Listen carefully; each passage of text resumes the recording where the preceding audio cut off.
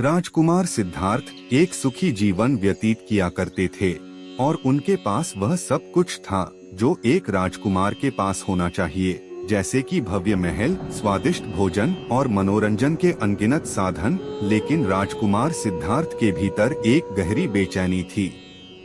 उन्हें दुनिया के दुहक, बीमारी, बुढ़ापा और मृत्यु के बारे में जानने की तीव्र इच्छा थी।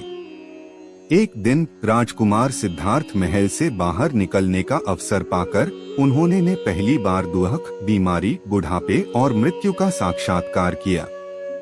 यह उनके लिए एक गहरा सदमा था। उन्होंने महसूस किया कि इन दुखों से कोई भी छूटा नहीं है, चाहे वह राजा हो या प्रजा।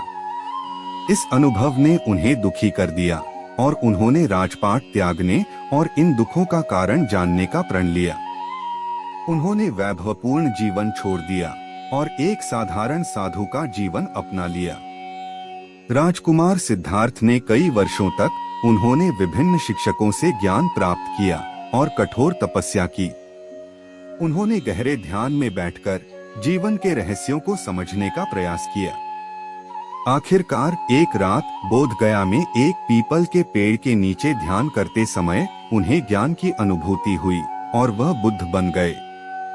बुद्धत्व को प्राप्त करने के बाद उन्होंने अपना शेष जीवन दूसरों को दुखों से मुक्ति का मार्ग सिखाने में लगा दिया। उन्होंने 4 आर्य सत्य और अष्टांगिक मार्ग की शिक्षा दी, जो दुख से मुक्ति का मार्ग प्रशस्त करते हैं। गौतम बुद्ध की कहानी हमें यह सिखाती है कि सच्ची खुशी भौतिक सुखों में नहीं, बल्कि ज्ञान और करुणा के मार्ग पर चलने में मिलती है। वे हमें यह भी याद दिलाते हैं कि कठिन परिश्रम, दृढ़ संकल्प और सहानुभूति के माध्यम से हम अपने जीवन में किसी भी लक्ष्य को प्राप्त कर सकते हैं।